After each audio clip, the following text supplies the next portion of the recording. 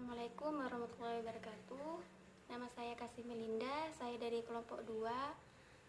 Di sini saya akan menjelaskan tentang memahami desain teknologi pembelajaran. Secara konseptual, desain pembelajaran merupakan praktek pembuatan alat dan isi atau materi pembelajaran agar proses belajar berlangsung seefektif mungkin. Secara garis besar meliputi penentuan kebutuhan belajar siswa, penentuan tujuan pembelajaran, menciptakan kegiatan atau intervensi dalam rangka mencapai tujuan pembelajaran. Idealnya, proses dimaksud didasarkan atas teori belajar yang valid. Hasil pembelajaran dapat berupa perubahan perilaku siswa yang secara langsung atau tidak langsung dapat diamati dan diukur-ukur. Teknologi pembelajaran adalah studi dan etika praktek untuk memfasilitasi pembelajaran dan meningkatkan kinerja dengan menciptakan, menggunakan, dan mengelola proses teknologi yang sesuai dan sumber daya. Tujuan utama teknologi pembelajaran adalah untuk mencegah masalah belajar atau memfasilitasi kegiatan pembelajaran teknologi pembelajaran sebagai perangkat lunak yang berbentuk cara-cara yang sistematis dalam memecahkan masalah pembelajaran semakin canggih dan mendapat tempat secara luas dalam dunia pendidikan. Aplikasi praktis teknologi pembelajaran dalam pemecahan masalah belajar mempunyai bentuk konkret dengan adanya sumber belajar yang memfasilitasi peserta didik untuk belajar. Kawasan pertama teknologi pembelajaran adalah desain atau perancangan yang mencakup penerapan berbagai teori, prinsip, dan prosedur dalam melakukan perencanaan atau mendesain suatu program atau kegiatan pembelajaran yang dilakukan secara sistematis dan sistematis. Yang dimaksud dengan desain di sini adalah proses untuk menentukan kondisi belajar dengan tujuan untuk menciptakan strategi dan produk. Strategi dan produk pada tingkat makro seperti program dan kurikulum, dan pada tingkat mikro seperti pelajar dan modul.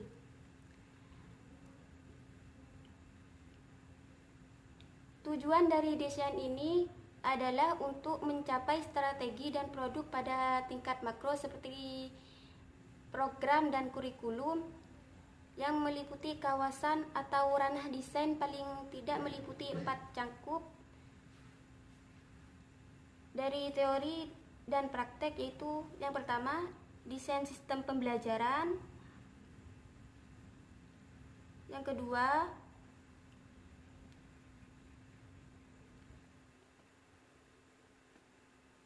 yaitu desain pesan, strategi pembelajaran, dan karakteristik peserta didik.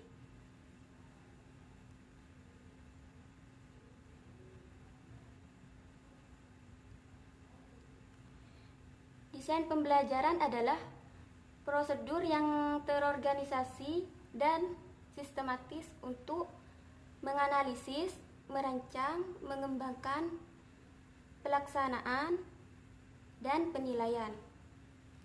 Prosedur yang digunakan dalam desain sistem pembelajaran dimaksud untuk menghasilkan kegiatan pembelajaran yang efektif dan efisien.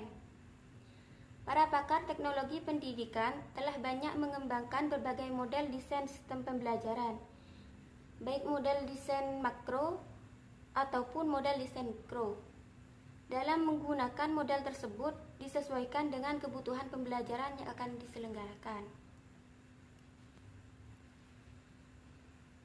Adapun beberapa contoh model di atas akan diuraikan secara lebih jelas, seperti contohnya model Dick and Carey. Model ini termasuk ke dalam model prosedural. Langkah-langkah desain pembelajaran menurut Dick and Carey adalah mengidentifikasi tujuan umum pembelajaran, melaksanakan analisa pembelajaran, mengidentifikasi tingkah laku, masukan dan karakteristik siswa, merumuskan tujuan informasi, mengembangkan butir-butir tes acuan patokan, mengembangkan strategi pembelajaran, mengembangkan dan memilih materi pembelajaran, mendesain dan melaksanakan evaluasi formatif, merevisi bahan pembelajaran, dan yang terakhir mendesain dan melaksanakan evaluasi sumatif. Yang kedua yaitu model CAM. Secara singkat, menurut model ini terdapat beberapa langkah dalam menyusun sebagai bahan ajar, yaitu yang pertama, menentukan tujuan dan daftar topik. Yang kedua, menganalisis karakteristik pelajar. Ketiga, menetapkan tujuan pembelajaran yang ingin dicapai. Keempat, menentukan isi materi. Kelima, mengembangkan prapenilaian atau penilaian awal. Yang keenam, memiliki aktivitas pembelajaran dan sumber pembelajaran. Yang ketujuh, mengkoordinasi dukungan pelayanan atau sarana penunjang yang meliputi personalia. Yang kedelapan, mengevaluasi pembelajaran siswa dengan syarat menyelesaikan fase dari perencanaan membutuhkan perbaikan yang terus-menerus.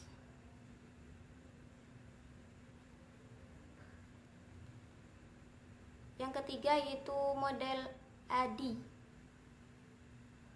Ada satu model desain pembelajaran yang lebih sifatnya lebih generik, yaitu model ADI. ADI muncul pada tahun 1990-an yang dikembangkan oleh Reiser dan Molenda. Salah satu fungsinya ADI yaitu menjadi pedoman dalam membangun perangkat dan infrastruktur program pelatihan yang efektif, dinamis, dan mendukung kinerja pelatihan itu sendiri. Model ini menggunakan 5 tahap. Yang pertama, analisis. Yang kedua, desain perencanaan. Ketiga, pengembangan. Keempat, implementasi. Dan yang terakhir, evaluasi. Desain pesan. Desain pesan yaitu perencanaan untuk merekayasa bentuk fisik dari pesan agar terjadi komunikasi antara pengirim dan penerima. Terdapat beberapa prinsip dalam desain pesan yang perlu diperhatikan agar dapat berjalan dengan efektif, yaitu pertama, kesiapan dan motivasi. Kedua, menggunakan alat pemusat perhatian. Ketiga, partisipasi aktif peserta didik. Keempat, perulangan. Dan kelima, umpan balik. Ada 3 langkah pokok dalam mendesain pesan bila menggunakan pendekatan sistem, yaitu menentukan masalah, mengembangkan alternatif pemecahan, dan menilai pelaksanaan alternatif yang dipilih untuk direvisi.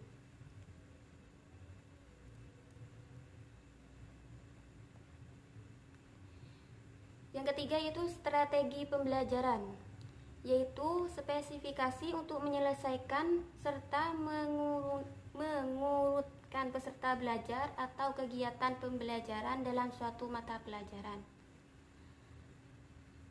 Prosedur yang perlu dilaksanakan dalam strategi pembelajaran yaitu meliputi komponen pertama, yaitu terdiri dari subkomponen pendahuluan, subkomponen penyajian,